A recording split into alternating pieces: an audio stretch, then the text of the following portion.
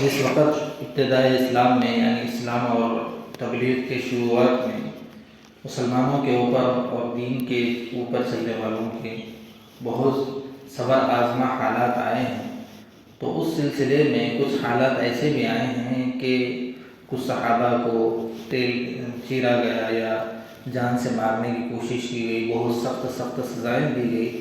تو اس وقت جو ہے ظاہری اعتبار سے کچھ حالات ایسے پیش آ گئے تھے کافروں کے گرنے میں، تو کچھ الفاظ ایسے کہہ سکتے ہیں جس کی وجہ سے ان لوگوں کی جان چھوٹ سکتی ہے۔ مثال کے طور پر اگر وہ مسلمان ہیں کافروں کے نرغے میں چلے گئے، یا کچھ حالات ایسے آ گئے جس کی وجہ سے جان جا رہی ہے، تو کچھ الفاظ ایسے کہہ سکتے ہیں جس کی وجہ سے وہ غیر مذاہب کی تائید ہوتی ہیں، لیکن دل اگر مطمئن ہے، ایمان کے اوپر جمع ہوا ہے، قائم ہے، تو شریعت نے اس کی اجازت دی ہے جان کے بچانے کے لیے ایسے الفاظ کہنا درست ہے۔ اس کے بعد آگے فرمایا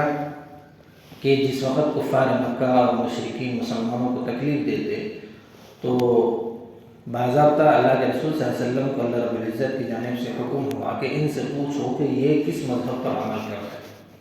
تو ان سے پوچھنے پر وہ کہتے تھے کہ بھئی ہم تو حضرت ابراہیم علیہ السلام ہمارے آبا و اجداد ہیں، باپ داداؤں میں سے ان کے مذہب پر چل رہے ہیں۔ تو اللہ رب العزت نے آپ صلی اللہ علیہ وسلم کے واسطے سے فرمایا کہ حضرت ابراہیم علیہ السلام کا جو مذہب تھا اور جو شریعت تھی وہ تو ایسی نہیں تھی جس پر تم چل رہے، بلکہ وہ شریعت اور مذہب وہ ہے جس پر ہم نے اللہ کے رسول صلی اللہ علیہ وسلم کو بھیجا ہے۔ اس کے بعد یعنی یہودیوں نے کچھ چیزیں اپنے طور پر حلال چیزوں کو اپنے اوپر حرام کر لیا تھا، کچھ کام ایسے کر دیے تھے جس کی وجہ سے انہوں نے حرام کر دیا، اللہ رب العزت کی جانب سے بھی وہ حرام کی گئی۔ تو کفار مکہ کا بھی یہی مزاج تھا کہ کچھ حلال ایسی چیزیں ہیں کہ جو ساری چیزیں استعمال کرنے کی اجازت کے باوجود بھی اپنے اوپر انہوں نے حرام کر رکھی تھی۔ اس کے بعد اللہ کے رسول صلی اللہ علیہ وسلم کو فرمایا گیا ہے کہ یہ لوگ جو کام کر رہے ہیں یہ ملت ابراہیم نہیں ہے، بلکہ ملت ابراہیم اور شریعت ابراہیم وہ ہے جو ہم نے ہمارے نبی کو دے کر بھیجا۔ اللہ کے رسول صلی اللہ علیہ وسلم کو یہ بات آگے فرمائی گئی ہے کہ اگر یہ لوگ ہر دھرمی کا شکار ہیں، بات نہیں مانتے، ضد پر اڑے ہوئے ہیں، تکلیف دیتے ہیں، تو ان سے موعظت یعنی ایسی نصیحت کیجیے کہ ان کے ساتھ آپ کے اخلاق بھی پیش آئے، زبان بھی نرم ہوں، تو اس سے دین کے پھیلنے کا اور تبلیغ کی اشاعت کا بہت مؤثر اور بہت بڑا ذریعہ ہے۔ یہ بات بتائی گئی